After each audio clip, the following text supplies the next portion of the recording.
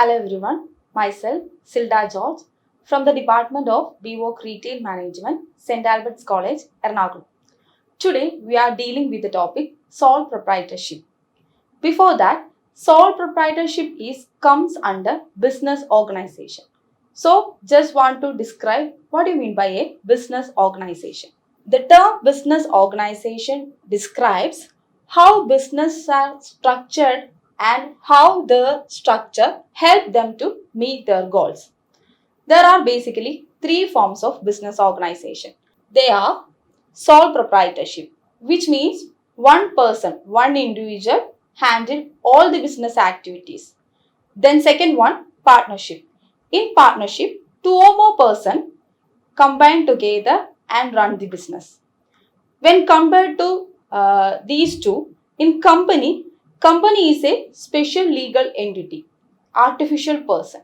These are the three forms of business organization.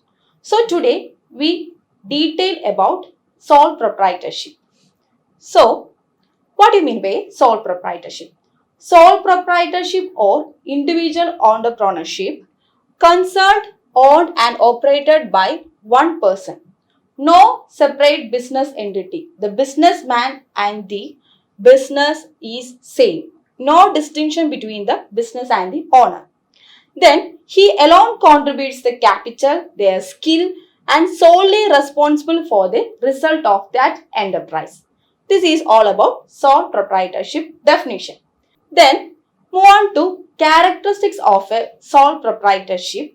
The first one is single ownership. Single ownership. Single ownership means the single person, an individual person run the business and control the business. The second one is one man control. One man control means there is no other person to interfere in the business. That single person can individually handle the business and control the business. Third point is no legal entity, which means in company or in partnership, there is separate legal entity and separate rules and regulation. For sole proprietorship, there is no such separate legal entity. Then unlimited liability, which means if loss occurs, it is the businessman, the business owner or the individual person's responsibility to handle that loss, or he is liable for that loss. Then next one is no profit sharing, which means if profit occurs, it completely depends on or it completely goes to that sole proprietor. Next one is small size.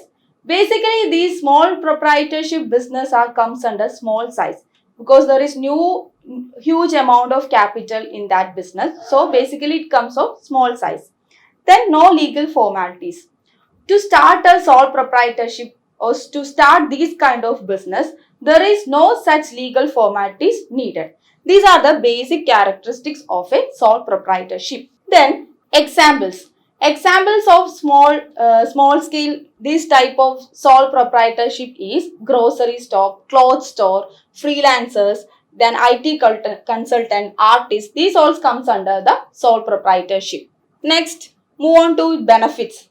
There are mainly three benefits in sole proprietorship. One, formation and closure.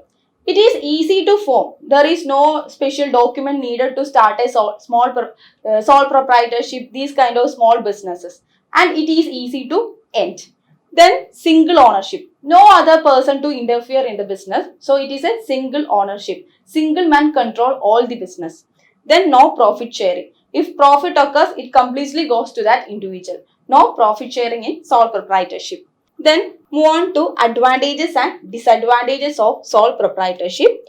Advantages is you are the boss. This is basically the main and perfect advantages of sole proprietorship because you have the full freedom to control your own business.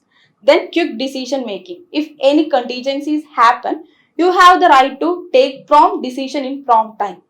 Then secrecy. You can keep all the information to himself. Then direct incentive. No need to share profits. Then sense of accomplishment. It means personal satisfaction. Next, ease of formation and closure. That is, no such legal formalities for start a sole proprietorship and no such legal formality to close that business. Next, disadvantages. That is, Your capacity to raise capital, that is initial capital or working capital, is limited. Then all the responsibility for making day-to-day business decision is depends on yours. You are the decision maker of sole proprietorship. Then retaining high caliber employees can be difficult. Next, it can be hard to take holidays because you are the owner, single ownership. So it takes hard to take holidays. Then unlimited liability. If liability occurs or loss occurs, you are the responsible person for that loss. It's all about sole proprietorship. Thank you.